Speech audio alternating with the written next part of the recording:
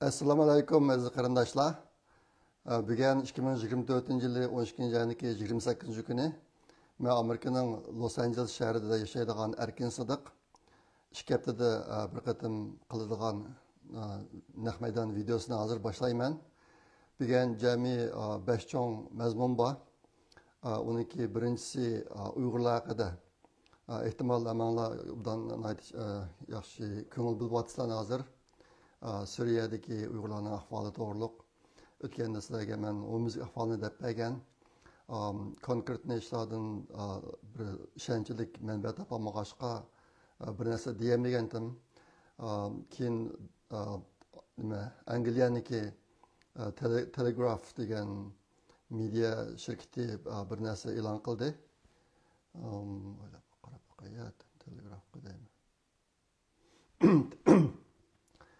Bir videoluk xabar e'lon qildi. Uningda Turkiston Islom partiyasi degan tashkilot ishlagan bir qism videolarni ko'rsatib, Uyg'urlarniki bu qatim Asadniki yiqilishida o'ynagan rollari haqida bir qism ma'lumotlarni berdi. Uningda Uyg'urlarniki zodi qanchalik askari qatnashganligi to'g'riliq aniq gap qilmabdi buningda. Ben başka Twitter'lardaki bazı uçurlarga asasen 5000'dek Uygur askeri bu qatımki işe qatnashganligini bildim. Twitter'ga yazıptı birisi. Bu qatım şu Asad hükümetini ag'dirishga qatnashgan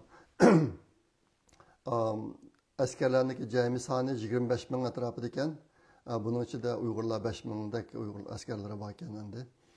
Shuni bir yerda ko'rdim. Şu bu qatim Telegraph degan media shirkati ishlagan videolar xabarning uzunligi 4 minut 13 sekund ekan. Bu jami 2,532,000 qatimdan ko'proq ko'rilibdi. Hayron qoldim. Bu Telegraph mediasiniki yezilganlar, a'zolari 5,790,000 kişiken şunun için 2,5 milyondan çok adam bu videonu görüptü. Tesirlendim ben. Neydi? Bundan kuruluptu da. Andi muşu işle münasebetlik yani bir mühim iş bu. O ne mi desenler? Muşu Suriye hakimiyetinin kaldırılışı, Esad'niki Rusya'ya kaçıp gidişi bilen Xitay başlığı Jallat Xi Jinping'in ayeti qo'rqib ketdi. Meniki gelgen ma'lumotlarga asoslangan chog'da Asad 12 ayning 8 kuni Rossiyaga qish ketdi. 12 ayning 9 kunimi yo 10 kunimi Xi Jinping degan jallat Beijingda bir yuqori darajalik rahbarlarga bir jiddiy yig'in ochdi. Yig'inniki temisi Chegara rayon xizmati yig'ini deb atabdi. Beijing Gongzhou deb atabdi uni. Nomi yig'inniki nomi pek cho'ng emas. Lekin asoslig'i Suriyada bo'lgan ishlar, lekin Suriyadagi Uyg'urlarniki masalasi, Uyg'ur qo'shinligi masalasi. Mushuni deyishibdi.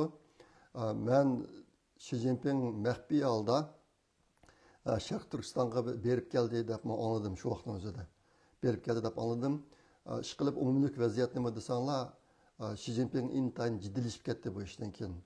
Endi Suriyadagi Uyg'ur qo'shinlarimi debdi. Suriyadagi ish tugadik, bizniki keyingi nishonimiz Xitoy edi. Ashlar debdi, shu gaplar bilan bularni aytib qo'rqib, shular bir yig'in ichib, bu yig'in maxsus shu Suriyadagi Uyg'ur askarlari to'g'riliq. Undan keyin Xi Jinping nima Sharq Turkistonga bir berib keldi degan gapni men anladim. Lekin uni jazmlashtirolmadim. U bir hech qanday xabar yo'q to'g'riliq. Men boshqalardan anladim bu gapni. Endi mushdan keyin hozir vatanga berib kelayotgan Uyg'urlar masalasida intayin cho'ng o'zgarish bo'ldi. Nayta cho'ng o'zgarish bo'ldi. Nimada Xitoyga yetib qolgandan keyin Aydirmada necha soatlab so'roq qilinish bir odatdagi ish hozir ashunga aylandi. Ana aylanibdi. Andan keyin bundan boshqa ishlarni bo'lib o'tibdi. Konkret ishlarni egallab olmadim, boshqa ishlarni bo'lib o'tibdi. Herhalde bu yaqinqi vaqtlarda vatanga bordigan yoki Xitoyniki Sanyadiga bordigan bir to'lqin ko'tarilgan Uyg'urlar ichida, chet ellik Uyg'urlar ichida herhalde yo'lga chiqishdan burun zodi u yerdagi vaziyat qanday ekan birozdan sap baqsanlar bo'ladi. Meniki ma'lumotlar xabarlarga asoslangan chog'da hozir intan cho'ng o'zgarish bor bu ishlarda. Bu vaqtda qo'rqib ketib Uyg'urlardan bu jihatdagi siyosatlarni qaytadan tanishib, chingitib degandek bir ishlarni qilgandek turdi. Shunga shuni deb qo'ydim. Endi yaqinda shu medialarga chiqqan bir xabar Xitoy hokimiyatiniki ba'zi cho'ng amaldorlarining deyishicha, agar Xitoyda bir pay askar, bir pay degan bir 30 dak odam bo'ladi, mening farzimcha gap. Bakchiq bo'lsa 100 bo'lishi mumkin. 8-lik askar, bir pay askar agar isyon ko'tarsa Xitoyda hozir Xitoy Suriyaga aylanib qoldi debdi bir boshliq. Xitoyniki ahvoli hozir shu darajada xatarli ekan.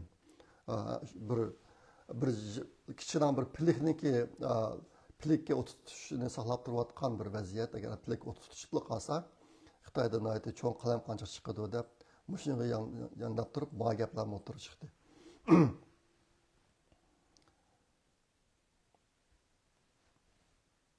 Ondan keyin nima Türkiston Islom partiyasining ishlagan bir videosi bor ekan, bu qatim Suriyadagi Uyg'ur askarlarini tanishtirib, ularning ishlarini tanishtirgan bir video. Uni Twitterga chiqarib qo'yibdi ekan. Twitterda bor. Men Abedman degan Telegraf bilan Türkiston Islom partiyasining videosiniki ulanmasini shu videoning ostiga chiqarib qo'yman. Ko'rib olsanglar bo'ldi, ko'rib olmaganlar. Bu Twitter'daki videomu 760 ming qatimda ko'rilibdi. Ko'p ko'rilibdi.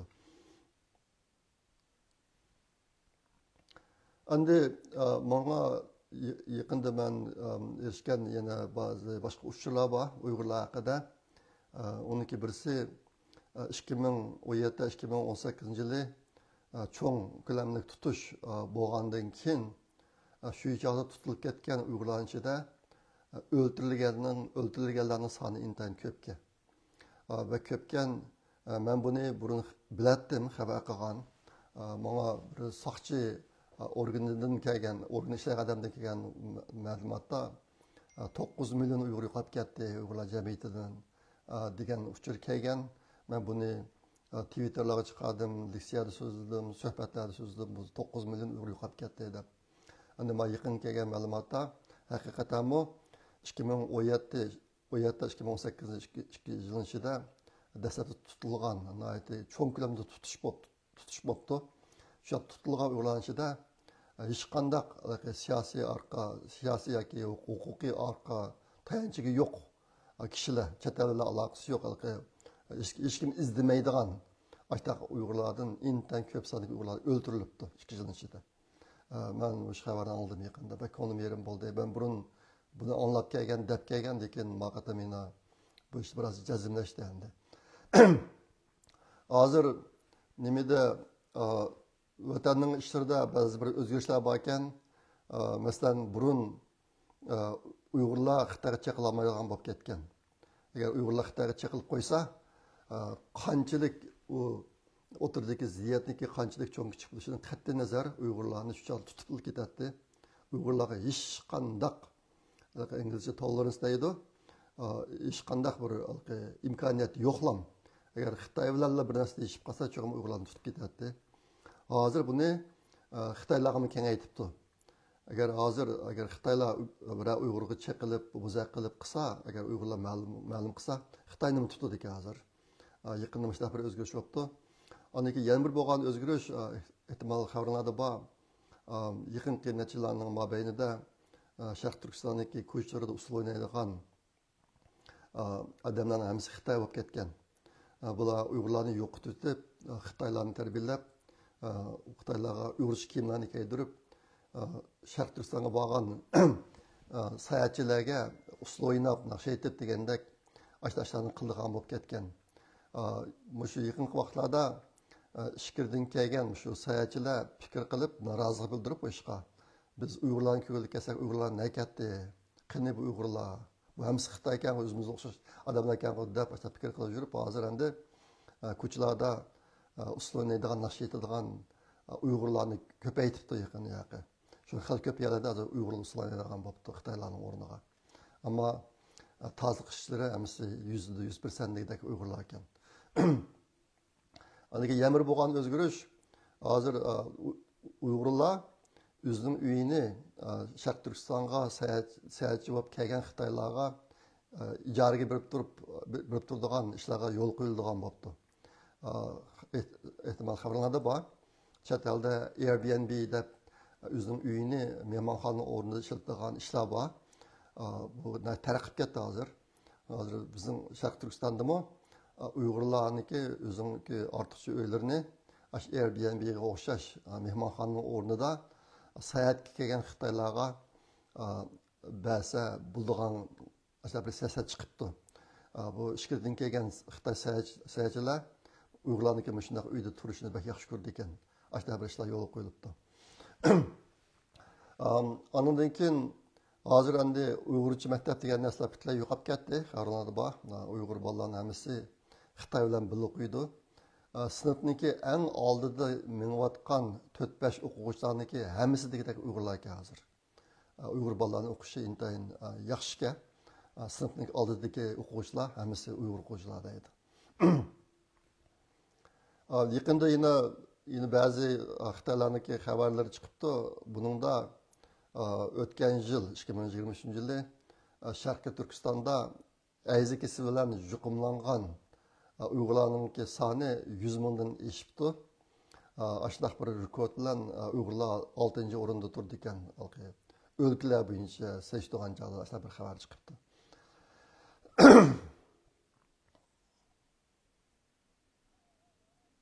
Andan keyin ehtimol RF'ning xabarlaridan ko'rdinglar. Hozir Uyg'ur qizlariniki Xitoy bilan to'y qilish ishi nihoyatda yuqori pallaga ko'tarilib ketdi.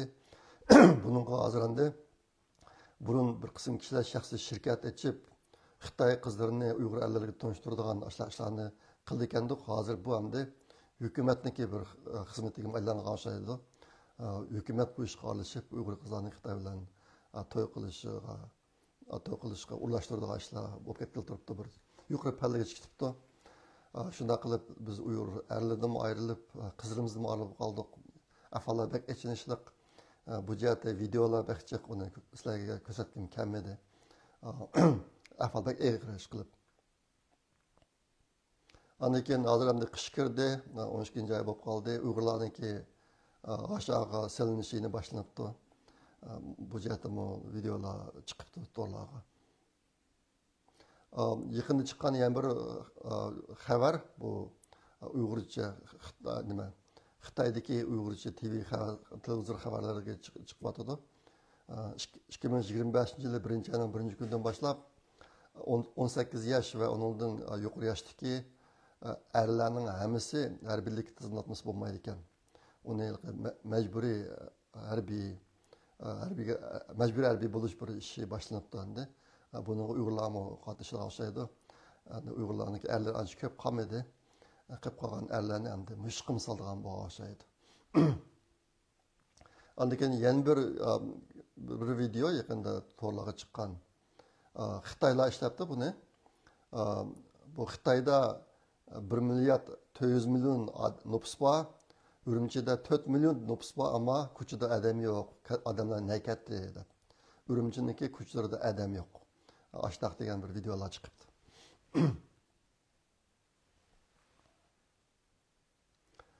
Endi bugun deydigan ikkinchi mazmun Uyg'ur Project fondiniki xabari. Bizga har oyda yana qilib kelayotgan Yevropada bir qarindishimiz bor. Endi Turkiyada bir singlimiz bor. Ular yaqinda yana yana qildi. O'tganki videoni chiqarib qo'ygandan keyin ularga ko'p rahmat aytaman. Ondan keyin o'tganda sizlarga Abduvali Oyibniki yaqinda chiqqan kitoblarini gapini degandim. Bunun ichida asli birinchi qismi Elippa degan kitob. Shu Elippa degan kitob tugab ketibdi. Bu kitobni hozir talab qilayotganlar ekan. Amerikada bu bor ekan, lekin yo'q. Lekin bu kitob tugab ketibdi. Buniki amonlik qilmoqchi. Men yaqinda bu jihat ozroq bir ishlarni qilgandan keyin sizlarga natinisini deyman. Lekin hozircha aqlolmaydi ekan. Elippa kitob nima Taklamakan kitobxonasida yo'q ekan, Jallo Hajimniki kitobxonasida. Buni bir deb qaytadim. Yana bir narsa bizniki ko'p pul g'ashlab yasagan nima bo'ytaq Uyg'ur qiz yigitlarini o'zaro tanishtiradigan bir to'r betimiz bor. ismi kelnur.com. Biz buni bir yılın aldıda Uyghur Kompüter İlmi Cemiyeti'ne ötküzüp verdik. Şular başqarıvatıdı. Bular bu torbetindeki bütün texnikalik meselelerini hal qilib, intay rivonlashtirib, bexatarligini to'liq kapolatga qilib, yaxshi mo'ndiryapti hozir. kelnur.com degan torbeti. Yaxshi menyapti. Shunga o'ziga jo'ra izlayotgan Uyg'ur yigitlar yoki qizlari foydalanlar bu torbetidan.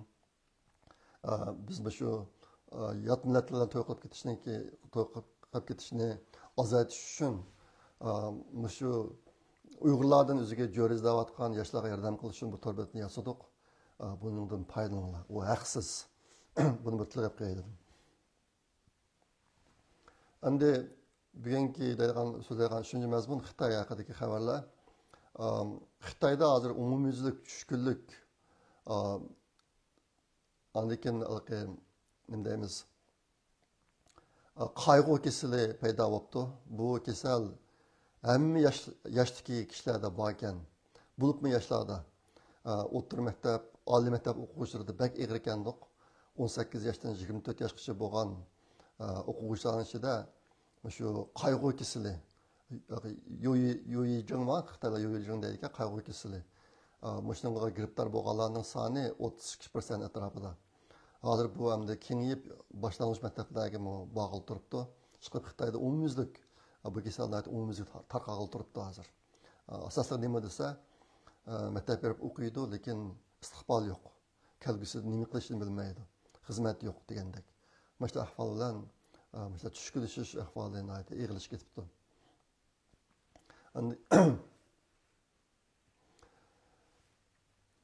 Andan keyin Xitoyniki iqtisodiy davomliq saqayt qilib bo'lmaydigan darajada nacharlashib menyapti hozirmi. Aytaman degandek, Urumchida odam yo'q degandek. Urumchida nima odam yo'q desanglar, bozorga borib savdo qiladigan odam yo'q. Hozir nurg'un shirkatlarning taqilish nisbati intayin yuqori. Bu jihat kishilarni ig'ir darajada taraqqiyot etadi Xitoyniki iqtisodniki chekinishi. Shu oyniki 26-27 kuni, ya'ni oldingi 2 kuni, 2 kun ichida Xitoyniki markaziy hukumatida Politburo yig'ini ochilibdi 2 kun. Bu yig'in Minru Shinxo Xuyi deb ataydi Xitoylar buni, Minru Shinxo Xuyi deb.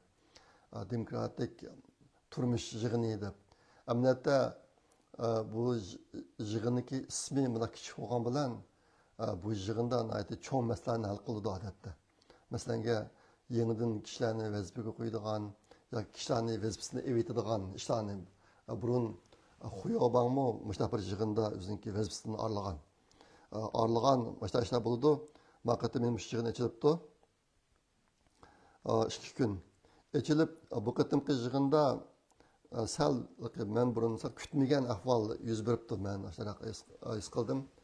O nima desanglar, yig'in maydoni shu, Politbyuroniki 24 a'zosi bor ekan, buning ichida 7 nafari Politbyuroniki doimiy a'zosi, Xi Jinping shuniki raisi, bosh sekretar.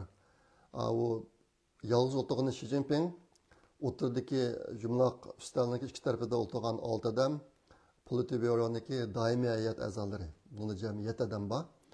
Qolgan sirtroq o'tirganlari Politbyuroniki a'zolari endi. Mushta o'tiribdi.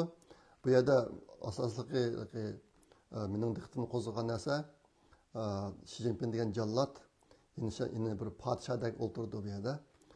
O'tganki Xitoy media xabarlarida Xi Jinpingniki holati intayin nachar ekanligi, har vaqt o'lib ketish ehtimolligi borligi to'g'riliq gaplar kuchaygan, chiqib ketgan. Endi maqatim oldingi 2 kun kechirgan yig'inda, bu yig'inda 5 tak narsa ta'kidlanibdi. Hammasi degidek Xi Jinpingniki o'rnini qo'g'dash, uni e'tirof qilish, kuchaytirish degandek mazmunlarda bo'libdi. Shunga bu xabardan meniki ko'nglim yerim bo'ldi. Aslida oldingi xabarlardan yaqin bir cho'ng o'zgarish bo'ladigan şey deb o'ylagan. Hozir endi bunday bir ahvol bo'ldi. Zodi bu ahvollar Xitoyniki bundan keyingi taraqqiyotiga yoki o'zgarishiga qancha ta'sir ko'rsatadi bilgili olmaydi. Lekin oldingi 2 kunda ichilgan yig'in mushtarak bir shaklda ichilibdi. Bu bir haqiqiy ahvol ochiq, ashta bo'lsinizlarga deb qo'yiladi.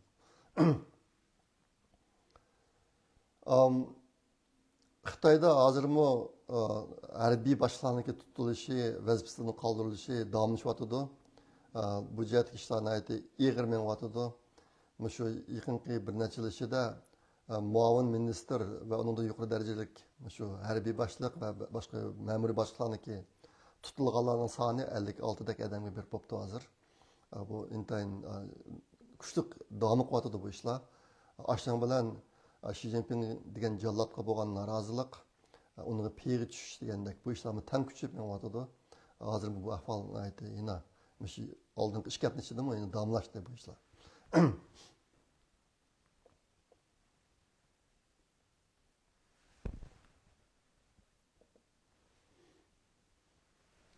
Endi dunyoning 4-chi mazmun bugun so'zlaydigan dunyoning ahvoli.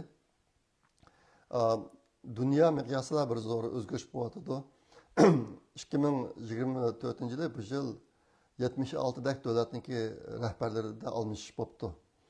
Buningda bir qism cho'ng kuchli davlatlar bor, Amerikaga o'xshash, masalan, Tayvanga o'xshash degandek. Amerikada Trump saylandi, Tayvanda Xitoyga qarshi konservativ kishidan birisi saylandi. Bunda ahvollar boshqa yerlarda ko'p ko'rildi. Jami 76 dak davlatda rahbarlarni almashish bo'libdi. Undan keyin bu almashish, ya'ni 76 davlat degan gap dunyo nüfusuniki tang 20 dakka ta'sir ko'rsatadi degan gap endi. Undan ko'plagan davlatlarning rahbarlari almashgan chaqda solchilardan konservativ kishilarga almashish ahvoli bir cho'ng hozir.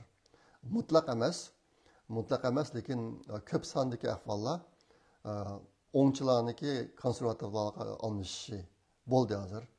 Endi bu hozir bir xil to'lqin bo'lib ketyotidi. Solchilar davlat huquqini tutgan davlatlarda hozirmi besim kuchli davlat rahbarlariga, masalan, Kanadaning bir misoli buniki. Bundaq cho'ng o'zgarish nima uchun bunday o'zgarish bo'ldi degan chog'da bu jihatda 3 sabab bor. Uniki birisi iqtisodiy sabab. Hozir dunyolashish to'lqini boshlanganiga hozir 20 yildan oshdi. Aslida bu dunyolashish globalization deydi ingizcha. Bu bo'yicha ma'noda iqtisod taraqqiy qilib dunyo miqyosida bir xil barobar shaklda taraqqiy qilib dunyo gullanadi deb burun parazda bo'lgan endi. Shuning bilan bu dunyolashish to'lqini ko'tarilgan. Hozir 20 yildan oshdi. Hozir qarasa undaq emas. Dunyo bo'yicha umumizlik iqtisodda chekinish bo'lyotdi.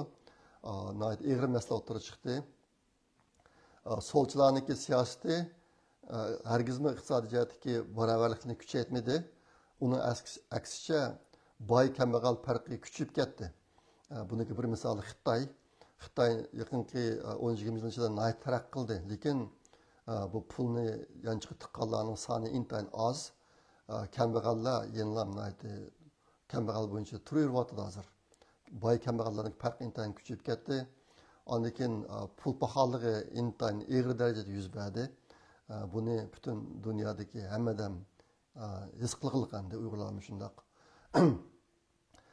Aslida mushtoq dunyolashish to'lqini bo'yicha iqtisod pul tepish taraqqiy qilsa, bu pul topganlar pulni mablag' qilib solib yangidan xizmat fursatlarini yaratib, shu orqali iqtisodni gullanishni texnik ilgari surdi deb ashta o'ylagan burun. Lekin amaliyotda pul topganlarniki ko'pinchisi uni pulini yangidan iqtisodiy mablag' qilib solib xizmat ko'paytirish emas, hammasi yanchiq solib jim turib olib, shuning bilan boylar texnik boy, kambag'allar texnik kambag'al bo'lib ketish hodisi ko'rildi. Bu shunday ahvol bilan bu iqtisodniki pulning azobini dunyo bo'yicha dunyodagi fuqarolari ig'rida tortishga boshladi. Shuning bilan hozir endi yaqinqi bo'layotgan saylovlarda solchilarni emas, konservativlarni saylash bir xil to'lqinni ko'taryotadi. Birinchi sababimiz shu. Ikkinchisi rayonlik siyosat siyosatlarniki siyosat sababi endi.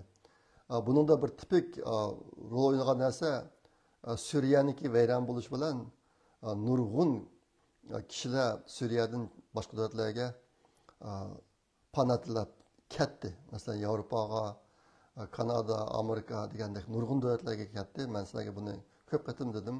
8 milliondak odam chiqib, panahlab boshqa joylarga berib, u yerga borgandan keyin u davlatlar bu kishilarga paravanlik berib, ularni beqish to'g'ri keldi.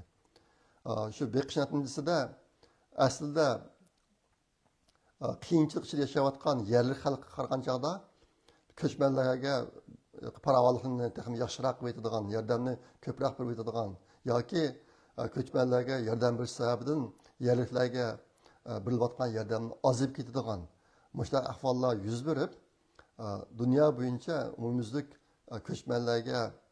ko'chmanlardan nima deymiz, ko'chmanlarni qarshi olmaslik, ulardan zirkish, ularni chetga qeqish mushlar bir to'lqin paydo bo'ldi hozir.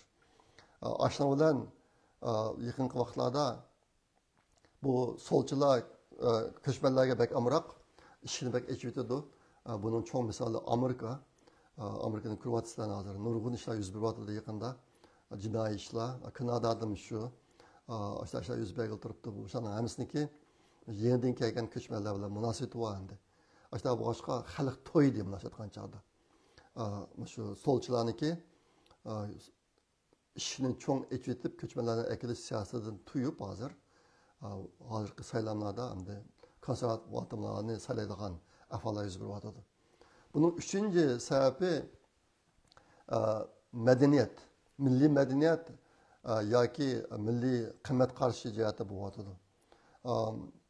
Hammamizning ko'ngilda yaqinqi yillarda dunyo intayin zo'r darajada chekinish qarab mangan. Bu axloqiy o'lcham jihatda jinsiy munosabat, ayol, hatto Amerika'da bolalarni men o'g'il qiz degizmaydigan darajaga kelib ketdi. Din o'naytib vayron bo'ldi, yolg'izligi. Bu yerda din degan vaqtimda Amerika'da xristian dinimi intayin ig'ir tahdid uchirdi. Yine boshqa nurg'un voqealar bo'lib ketdi. Ardin ayolga o'zgarib olgan, ayolni o'zgartirgan degandek. Aslida mushaqligi hamjinslik kishilar yo mushaq jinsni o'zgartgan kishilar bularni qartalliklar Muşların arası bilan normal kishilar o'tirsida baravarlikni kuchaytiramiz deb siyosatlar o'tirib chiqqan. Lekin amaliyat bo'lsa bu baravarlik emas.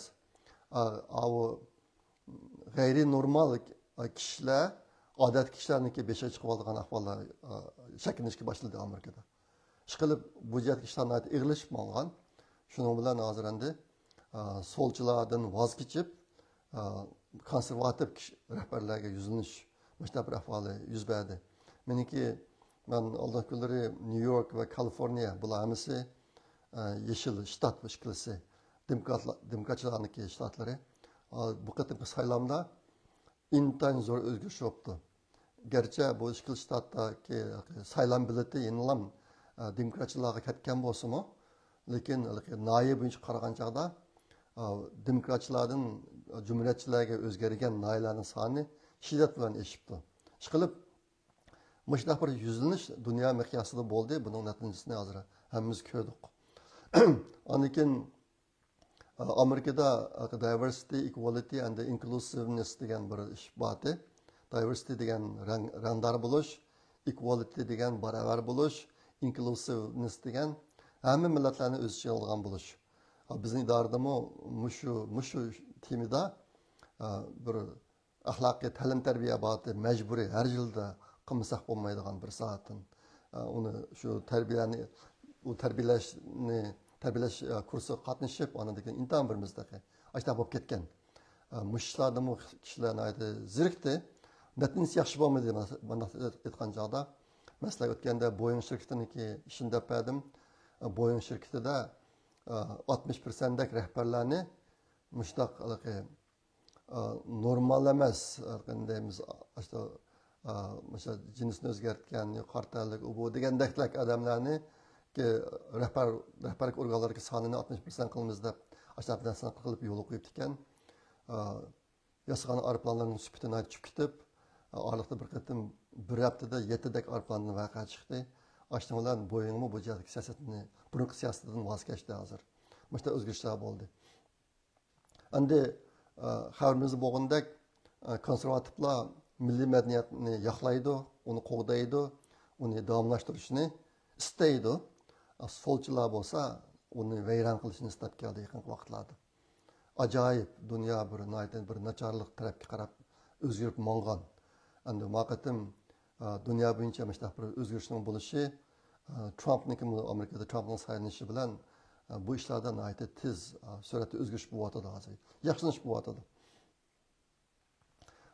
Shu yaqinki shu sohadagi ishlarning nacharlashishi bilan hozir cho'ng media shirkatlarininki ishonchlik darajasi 30% ga tushib qoldi. Demakchi, 100 odamning ichida aroq 30% bu medialarniki da'vatgan gaplarga ishonmaydi degan gap. Shu darajada vayron bo'lib ketgan medialar. Endi bundan keyin bu ishlar biroz o'ngishlishi mumkin. Endi 5-mazmun Amerikaniki xabarlari. O'tganki videoda men sizlarga Amerikadagi uchquchsiz aeroplaniki gapini degandim. Bu uchquchsiz aeroplan dunyodagi nurg'un yerlarda paydo bo'lib, bir xil vahima paydo qilayotgan, hatto bu nimamikin deb noma'lum uchar taxsiga o'xshash bir narsamikin degan gaplarga bak bo'lgan. Bu jihatga gaplarga kuchib ketgan aslida shu to'liq mislar so'zlab beraman degandim. Siz yetishmay qoldim, keyinroq bu to'liq so'zlab beraman yana. Endi yaqinqi Amerikaniki tekshirishcha Amerikaning FBI 5000 dak jip uchini tekshiribdi. Shu uchquchsiz aeroplan haqidagi tekshirib, eng oxirida keltirib chiqqan yakun nima desanglar? Bu yuzlagan ahvollar davlatga xatar paydo qilolmaydi ekan. Bexatarlik tahdidi yo'q ekan degan yakunni chiqaribdi. Demakki, u narsa asli o'ylagandek tashqi planetadan kelgan uchar taxsilar emas yoki Xitoydan kelgan uchar taxsilar nima? Uchquchsiz aeroplanlar emas, boshqa narsalar ekan degan yakunni chiqaribdi. Şuna bu cihat kişiler yakında biraz pasif kaldı. İhtimal Avrupa'dakiler mi buldu? Avrupalılarda mı bu iş doğru biraz idiliş başlangandı. Endi Amerika'nınki xabari degan vaqtimizda yakında 101 vatkan bir üç çoğun temi var. Trump chiqqandan keyin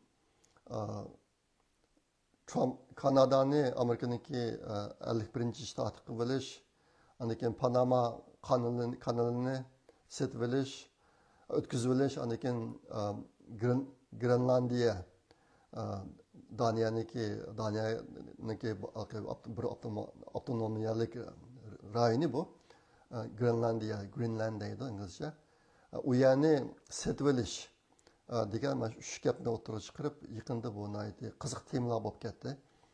Mush to'liqsiz ozroq ma'lumot berib qo'yay, bu zot qanday ish bu ishlar rost bo'landi, bo'lmamdi deb. Buning ichida Panama kanalini aslida Amerika o'ziga o'tkazib olgan.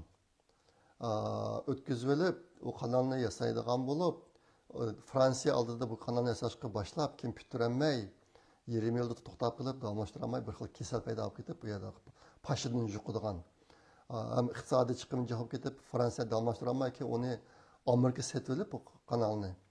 Uni kanalni yasab chiqqan ekan.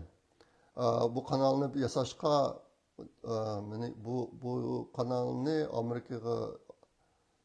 Amerika o'tkazib olgan vaqtida kelishimni imzolagan vaqti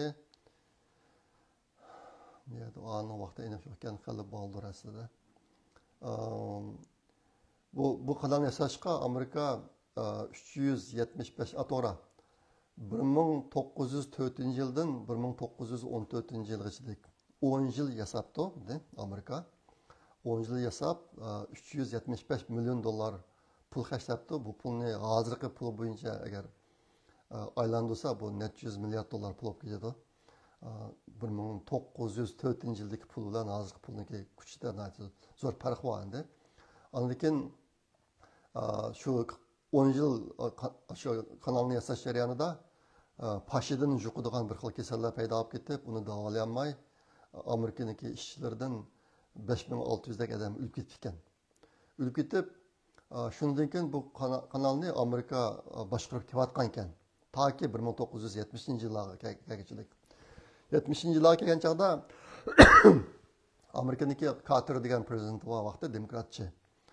Buniki bartliga tutib ketib, bu kanalni shu Panamaga qaytarib berdi ekan, o'tkazib berdi ekan. O'zlari boshqarganlarda ashta qilib bu eng oxirida 1999 yili 12-31 Panamaga qaytarib berdi ekan. O joyda Clinton prezidenti vaqti $1 bu kanalni Panamaga setib berdi Amerika. Shundan keyin bu Panama o'zi boshqarib kelayotgan ekan, lekin hozir yaqinda bo'layotgan ahvollar nima desanglar, bu kanaldan bu kanal xaritga qarab olsangiz bo'ldi, Panama kanal. Atlantik okeani bilan Tinch okeanni bir-biriga tutashtiradigan kanal. Masalan, Amerikaniki Florida shtatidan chiqqan bir parxod Kaliforniyaga kelmoqchi bo'lsa, burun bu kanalni yasashdan burun bütün mesela Janubiy Amerika quruqligining eng janubidan aylanib o'tib, andik Amerikaga keldi ekandik. Ma kanal bitgandan keyin u yerga bormay, shu Panama kanalidan o'tib bunda aylanib kelalaydi. Yo'l intayin zo'r darajada qisqa endi. Buniki roli o'rni shu darajada yuqori endi. Bu yaqinqi vaqtlarga kelgan chog'da bu kanalni boshqaradigan 5 shirkat bor ekan. Aşağıda kontrol qilib turayotgan 5 shirkat. Buning ikkisi Xitoyniki ekan. Xitoyning shirkati ekan, sharq tarafda birisi, g'arb tarafda birisi bor ekan, Xitoy shirkatlariniki. Hozir bahansiri bu kanalni boshqarish huquqi Xitoylarga o'tib ketib, Amerikaning kunini tashlashga turibdi. Bu Amerikaniki parklaridan oldigan ishlatish haqqi bor ekan, bak yuqori. Masalan, ba'zi parklardan bir qatim shu kanalni o'tish uchun $4 million pul oldi ekan bular. Pul oldi ekan, Amerikaniki yaqinqi vaqtlarda shu kanaldan park o'tkazish uchun to'layotgan pulisi hozir 17-18 milliard dollarga beribdi. Ashta beribdi, bu kanaldan o'tadigan parklarniki 70%dak Amerikaniki parklar ekan endi. Ashta bo'lg'achqa hozir endi Trump'ningki qo'shiq ko'pib bu ishlarga. Biz buni bütün o'zimiz yasagan, o'zimiz pul chiqarib shuncha odamlarni qurbon berib yasagan, oxirida mardlik qilib o'tkazib bersak, endi kelib bizning beshimizga chiqib oldi. Amerikalarga, Amerikalarni qiynayotdi deb, shuni qaytarib olamiz deb bu gapni o'tirib chiqarishandi. Shunga bu gapniki ostidagi gaplar shu. O Trump'dan degan gapida bu kanalniki xato kishilarning qo'liga o'tib ketishining oldini olish uchun degan gapi bor. Bu gapning tagida nachun qurmazman bor. Bu yerda asosan Xitoyni ko'rsatyapti. Xitoyniki kontrolga o'tib ketib qolgan kanal asosan boshqa magab o'tirib chiqdi. Ondan keyin Greenland. Buning ishi qanday desanglar, buningdimi Trumpning degan gapida davlat bexatarligi, ondan keyin dunyoniki erkinligi mushni kapolatga ega qilish uchun Grenlandiyani biz setib olmaymiz deb ondaroq gapni dedi. Nima qasha deydi desanglar,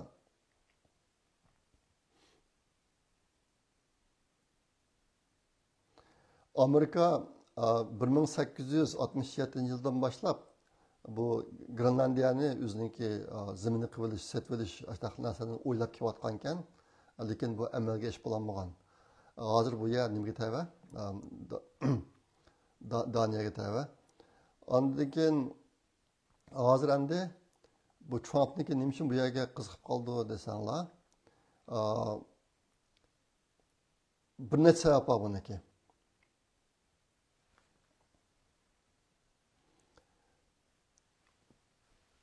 uniki birisi Amerikaniki bir cho'ng harbiy bazasi bor ekan u yerda. Nima Suli Air Base deydi ekan. Bu harbiy bazasida endi Xitoy, Rossiya, North Koreya qatorliq joylardan otgan boshqariladigan bombalarni to'sib olgan bo'ldi ekan. Shu Grenlandiyadagi harbiy baza orqali to'sib olgan bo'ldi ekan. Hamda u yerdan boshqariladigan bombalarni otqilib bo'ldi ekan.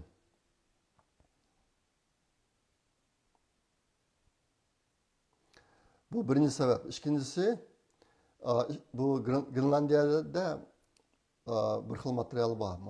Har xil kan materiallari, bunun ichida birisi rare earth minerals deydi. Nayta az tepildigan topa. Bu narsa bütün elektronlik uskunlarga elektronlik zapchastlarga ishlatilgan bir material bu. Xitoy buniki asosiy ta'minlovchisi. Amaliyotda bu xil mineral Amerikadan ko'pga, lekin uni qolsa muhit bulg'unish pek ig'ir bo'lib ketadi ekan. Aslida boshqa Amerika hozir qadar buni oshmayroq kelyapti. Lekin Xitoy arlab mush mineralni boshqalarga setib berish ishini kontrol qilib, azaytib degandek dunyoning gilini siqyotdi. Turib qiladi buni. Gilini siqyotdi. Dunyo shu Xitoyga qarashli bo'lib qolgan bu materialda. Hozir bo'lsa Xitoy shu Grenlandiyaga nihoyatda jiq mablag' solib, aşağıdaki şu mineral kanlarını içip ola aşağı qiltiribdi. Şu bu yerdagi bir xatar nima desa, bu zaminmi Xitoyning qo'lga ketish ehtimoli bak kuchli. Xitoy bahchiq mablag' qiltiribdi bu yerga. Aşağı bo'lg'achqa hozir Amerika jiddlashib qolayotgani sababimiz shu. Bu ikkinchi sabab. Anikin Xitoy u yerni egallab olsa, ma bu hozir uchraydigan topa minerali. Bumi yana Xitoy budjeti texnik küçüp ketib, dunyoniki gelini texnik pek sıkıdığan bo'lib ketadi birinchisi. Ikkinchisi, nima muhitlarning bulg'unishi. Xabarimiz bo'lgandek, Xitoy hargiz muhit bulg'unishiga ko'ngil bildigan kishilar emas bo'lar. Pul topsam bo'ldi. Dunyoniki yasharni qanday o'zib ketish bilan hech qanday kori yo'q bularniki. Shu ikkinchi sabab. Uchinchi sabab hozir nimaniki yer sharniki biraz isib ketishi bilan bu Grenlandiyadagi muzlar erib, hozir bir suv qanali, dengiz qanali paydo bo'lib turibdi bu yerda. Endi bu mashta bo'lib qolsa, hozirgidek ketaversa bu yer, shu yangidan paydo bo'lgan bu suv qanali Xitoyning qo'lida o'tib ketadigan gap endi. Ashta bo'lgandan keyin albatta men degandek, muhim bir strategik roli bor bir o'rin Xitoyning qo'lida o'tib ketsa, dunyoga yana tahdid qiladigan gap. Ashta bo'lg'achqa Trump uni biz setib olamiz degan narsani yaqinda deyishga sabab shu. Endi bu Grenlandiyaniki ishiga nima Pussiya bo'ldi de, Daniyaniki boshlig'i bu yana biz sotmaymiz deb. Bular qanday qilib ketadi bundan keyin ko'ramiz. Uchinchisi Kanada. Nima uchun Trump Kanadani bizniki 51-chi shtatimiz bo'lgan deb bu gaplarni o'tirish qildi desanglar, bu chaqchaqmi yoki rasmiy gapmi, bu to'g'riliq biroz munozirlar bor hozir. Texi birlik gap bo'lamidi. Buniki bir cho'ng sababi Kanada bilan Amerika o'rtasidagi chegara intayin uzun. Andiki bu chegara beqilmaydi. Demakchi, uchuq bu chegara. Kanadadan Amerikaga bu chegara orqali qechib kirgili bo'ladi. Ashta bo'lg'achqa yaqinda shu Amerikaga eqib kirayotgan zararlik chekimlik niki bir qismi Kanadadan kiryotdi. Andikin qonunsiz ko'chmanlar niki bir qismi Kanadadan kiryotdi. Kanadaniki bunun bilan kari yo'q, kari olmayotdi. Ashta bo'lg'achqa hozir hamda Amerika Müşnasların to'simizda birisi Meksiko taraf, yana birisi Kanada taraf. Buni to'sib bo'lmay, u ichki davlatlarning o'zini qari olmaganligi uchun yaqinda Trump agar sen chegarani obdan boqmasang, mushtaq zararli chekimlik qonunsiz ko'chmanlarni quyib deysang bizning davlatimizga, sana 25% sendan kiradigan mallarning hammasiga 25%dan boj qo'shaman degan gapni dedi aytganda. Mana shunga munosabatli endi.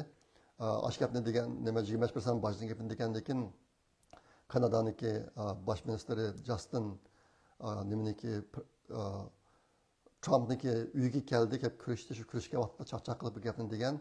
Yaqinda yeni dedi bu gapni, uch gapni. Panama kanalınınki, Grenlandiyanınki, Kanada'nın gapini yeni dedi.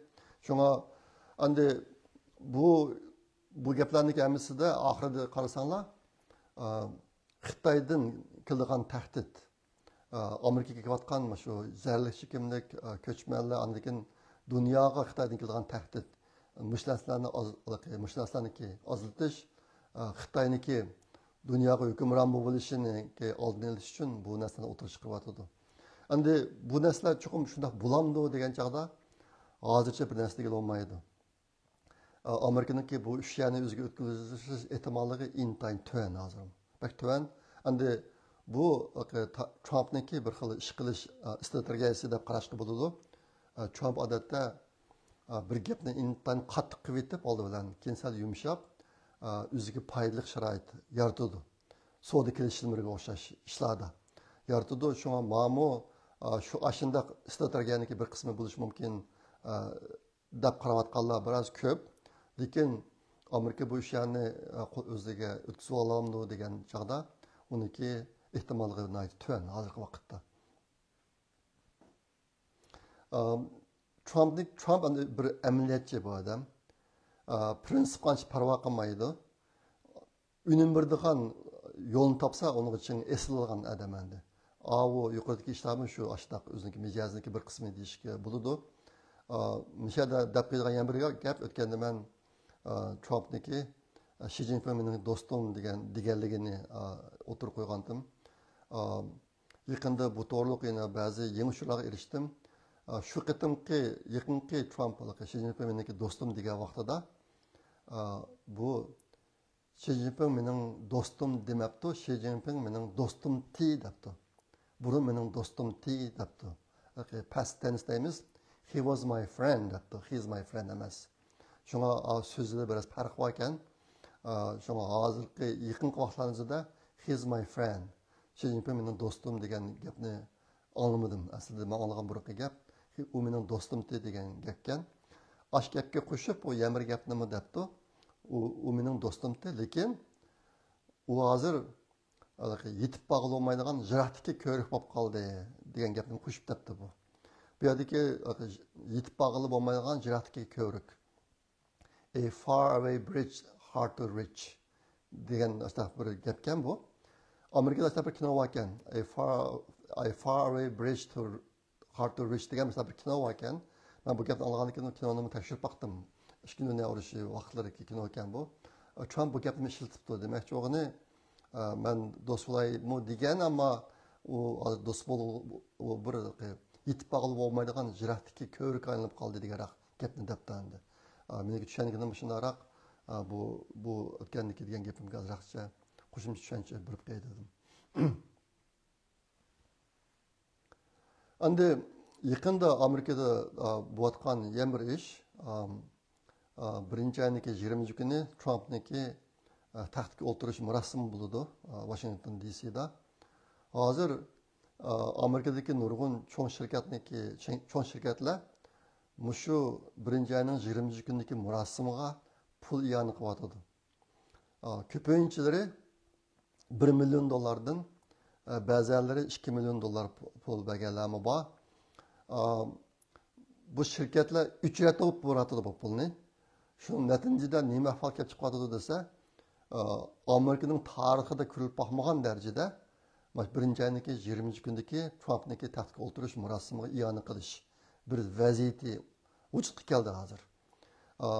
Bu pulni berayotganlar oldingi qatim 2020-yili Trumpni qattiq ayblagan, demokratlarga pul bergan, Trumpni qattiq yaxshi ko'rmaydigan yoki Trumpga ziyon solish uchun tirishgan shirkatlar, masalan, Facebook deymiz, Amazon, Ford mashinasi, yine Nurg'uyalar bor ekan, Facebookni bilamiz, andan keyin OpenAI, sun'iy aql shirkati, andan keyin Toyota shirkati degandek. Muşlarning hammasi ayni vaqtda Trump'ın o'zini yiroq tutgan yoki demokratlarni qo'llagan shirkatlar. Bu qatim umumizlik Trump'ga pul yani qilib, mustaq bir do'lqinni shakllantirib qo'ydi hozir. Mustaq bir ish bo'lyotdi, shu yaqin chiqadigan gaplarniki ko'pinchisi mush sodir bo'lyotdi. Bu albatta men degan dunyo bo'yicha solchilardan konservativlarga o'zgarish, shuni yoqlash, shu tarafga menish do'lqiniki bir qismi endi Amerikada bunday bir shaklda o'tirib chiqyotdi. Yaqinda yana o'tirib chiqqan gaplardan birisi Amerikada tug'ilgan bolaniki tabiiy holda Amerika grajani bo'ladigan siyosatni amalda qoldiritaman degan gap Trumpning og'zidan mana gaplarni chiqibdi. Mana bir gap bor hozir, lekin buniki amalga oshishini aytib taslaydi. Shunga amalga oshmasligi mumkin yoki tezda amalga oshmasligi mumkin deydi. Aslida bu Amerikada tug'ilgan bolaniki tabiiylam Amerikaning grajani bu qilish siyosati ayni vaqtda Amerikada ikki urush bo'lib bo'lgandan keyingi qartaliklarga qartlagan ekan. Qartaliklar nima Amerikaning grajani bo'lolmay ekan u chaqda. Keyin ikki urushlar tugab qartaliklarni qulluq tuzimidan qutuldirib qilib bo'lgandan keyin bo'pti bularniki tug'ilgan bolalari Amerika grajani bo'lgan qilayli deb mana bir qonun chiqargan ekan bu. Keyingi vaqtlarda bu o'zgarib endi hozir bu qonun Xitoyga eng foyda beradigan bir narsaga aylanib qoldi. Xitoylarniki nurg'un yerasti o'rinlari bor Amerikada. Xitoy xotinlari Xitoyda homildor bo'lib, Amerikaga qo'shilgancha bilinmas vaqtida kelib, mishada shu Xitoy organlarini, Xitoyning yasagan tug'ut uyi deydi buni. Shu uylarda tug'ib bolalarni Xitoy Amerikaning grajani qilib olgan ish intayin eg'ir. Meksikaliklarda bor bu ahvol. Mana bir ahvol. Bu aslidagi qonunniki xarakteri o'zgarib ketgan hozir. Aslida boshqa Trump uni to'xtaman davatidi. Lekin uni qalamni qo'llamaydi. Mening anglashimcha buni amalga oshirmoq pek taslaydi endi. Yana birisi Amerikadagi xizmat vizasi. Amerikaga xizmat vizasi bilan kelib ishlaydiganlar. Yaqinda bu to'g'ri biroz munozara bor. Ikki taraf bir taraf endi buni yaxshi ish davomlashtirish kerak deydi. Buniki birinchi qo'lg'uvchisi Elon Musk endi. Men shu H1 viza bilan kelgan Amerikaga buni agar kimki to'xtataman deydi ekan, men u burun ko'rib boqmagan darajada uni bilan so'qishaman degan gaplarni chiqardim Twitterga. Hozir munozara bo'lyotdi. Steve Bannon degan odam buni to'xtatish kerak dedi demasdan shunaqa qilib bir Twitterda cho'ng bir munozara paydo bo'ldi hozir. Hozir qandaqdir bu H1 vizani to'xtatamiz degan gap yo'q-da. Lekin shu bir qism kishilar to'xtatish kerak deydi, bir qism kishilar qat'iy to'xtatishga bo'lmaydi deydi. Ashuna bir cho'ng munozara bo'lyotdi. Shunga buni bir tilga qo'ydim. Bugun tayyorlagan mazmunim shunchalik. Shuna qilib yana tarafning chorshanba kuni yangi yil keladi. Bizga hozir endi bu yangi yildek bayramlarmi bek hayajon soldigan, bizni qo'shal qildigan bir ish emas. Vatanniki ahvoli yanada nachar, nurg'un narsadan ayrilib qoldik. Hozircha ularniki asliga kelinishidan umid bek qilamiz. Asliga kelganligi to'g'riliq alomatlar yo'q-da. Chuqur asliga keldi deb ishlayman, lekin hozircha unday alomatlar yo'q. Ashta boshqa bu bayramlardami nima chiqqanligi, voy bir bayram bo'ldi deydigan bir hissiyat yo'q. Mana 3 kun 2000 yillar kirsa dunyoda bir o'zgarishib ketgan deb shunday bir dakka-dukkida yashagan vaqtlarimiz bo'lgan bizning. Shuniga 25 yil o'tib ketibdi.